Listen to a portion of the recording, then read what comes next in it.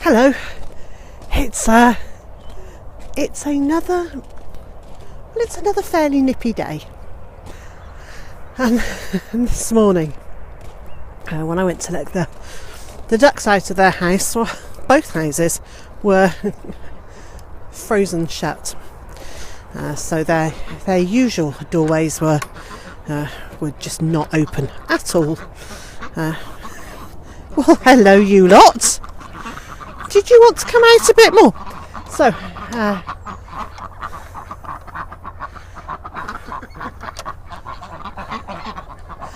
So what I had to do was to open the back door on the duckling's house and the big doors on the adult duck's house.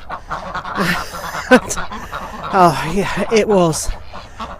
They were just frozen shut, so it just wasn't going to happen. But the ducks would like to come out to the food forest now.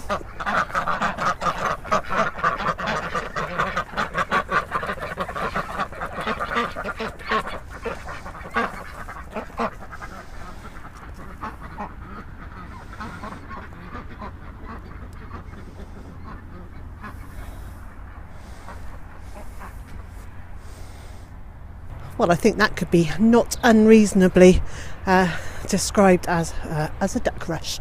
So they have headed off into the food forest to see what they can find. And to be honest, right at the moment, it's not going to be very much because everything is pretty frozen solid. And that's going to cause a minor problem today because I want to get a couple more parsnips for lunch.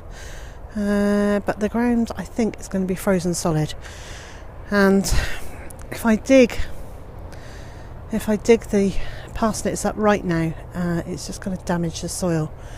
So I think the best thing to do is leave this lovely winter sun to do its job of warming the soil up for a little bit longer, and maybe come out not long before dusk and try and lift them then. It just means we'll have lunch a bit later, or we'll just have to have them for supper. So while we're just looking at the ducks who were trying to say hello to the Jersey Giants, but the Jersey Giants ran away. A bit of feedback about the improvements we did in the chicken palace yesterday. Well, they kind of worked.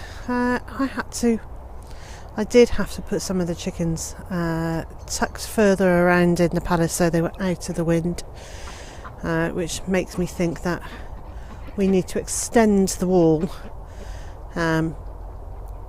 so that it goes a little bit further along and protects the chickens a bit more. It's not due to be as cold tonight. It's only going to be down to 6 degrees Celsius, so that's not going to be so much of a problem, so I won't necessarily do that today when there are other tasks that we could be doing. Oh, there they go. So far today, I haven't done very much yet. I let the ducks out this morning, and the chickens, and made sure everybody had water that they could access and unfrozen food. And then I headed back inside because, as you can see from my breath, it's still a bit nippy. Which I think is a bit of an understatement. Since about 8 o'clock this morning, I have been doing my course, so I've got about 3 hours of that done. And now I've just come out to check that all the animals are all right, and do an egg check to see if there's any eggs to take in, and then I'm going to make some brunch, because at least one of Mr. J's days off a week, I like to try and make sure that he has had a very thorough lie-in from having to get up and trudge the streets. For those of you who don't know, Mr. J is he's a part-time postman. That means that he does most of that on foot, and he walks between 11 and 12 miles every day that he's working hand. That's a lot of miles. That's, basically that's almost a half marathon, 4 days a week. So I think he deserves having a lie-in on one of his 3 days off. So that was this morning. So he had a lie-in until 8:30, which isn't really isn't a huge lie-in, but for our household it is.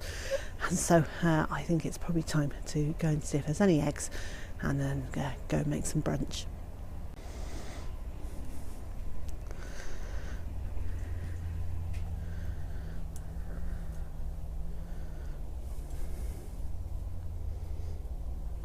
Well, there's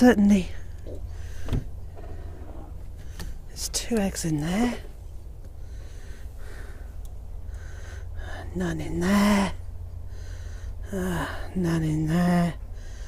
Well, there could be some in there, but they'll be under a chicken, and likewise that one's got a chicken in it. Let's see how the babies are doing out here. No, I refer to these chickens as the babies because they are actually just the youngest. That doesn't really mean they're babies at all anymore. They're quite well grown birds now. They're certainly not quite full size, but they're not bad. And these were the 9. These are 9 of our last hatch. There are 2 white ones.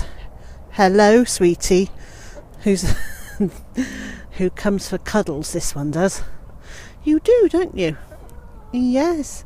And you can see he is he's one of Big White's boys, and his mum, well, I don't know, it's someone from the Big White field, and the boy over there.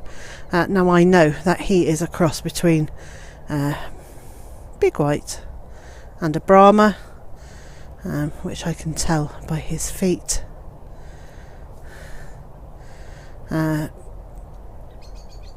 Because his feet and his legs are feathered. And then we've got one, if I can find her, if I can spot her.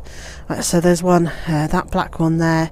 She is the daughter of Elvis and one of the Cream Legbars, and I can tell that because when she comes out from behind those bushes, you can see she's got a little fuzzy crest on her head, like all the crested Cream Legbars have. This boy, well, just love him. So my guess is that he is a cross between an Australorp and a Welsummer, but I really don't know. Over here, that looks like some sort of Moran cross.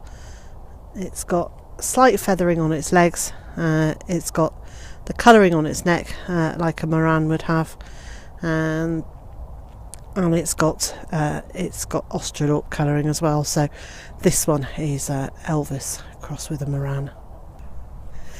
And the reason that we have so many hodgepodge crosses there is because at the tail end of the summer last year, a friend said, would I like to test out some of her lavender araucana eggs to see if they were fertile, as she had a new chappie. And so I said, yes please, but rather than just put the incubator on with 6 eggs in it, I thought, I might as well fill it up. And so I just literally came and grabbed some eggs out of the nesting boxes and popped those in with the 6 araucana eggs. Now, sadly, it turned out that at that point, none of the araucana eggs were fertile, but most of our hodgepodge ones were. So I wasn't just going to stop that incubation process at that point, because it didn't seem right to get halfway through halfway through incubating some eggs and stopping. So we've hatched them, and I'm really pleased we have, because it has confirmed to me that I actually really like the Jersey Giant Brahma crosses, because they have such nice personalities. But it's not something we're going to do on a regular basis. It does give us some other egg layers, and hopefully when they get to laying stage, they will lay some nice greeny and olive colour eggs, and also some very dark brown ones as well. So all an experiment, all live and learn. But this year, do you know, it's actually so cold, I need to race back through and start heading inside, because I'm not really suitably dressed for standing for a very long time outside. So so this year, next year, our hatches will be less hodgepodge, and my intention is to separate out Elvis. My intention is to separate out Elvis and his Australorp girls for a period of time, or even just the girls, but to separate out the Australorps and breed some more Australorps, because we really like them, and they are certainly gaining in popularity here in the UK, and I think people are beginning to realise that they are really good dual purpose birds. So that's my intention for next year. I'm inside. I can hear Mr. J is in the kitchen. I'm going to go and make us some food.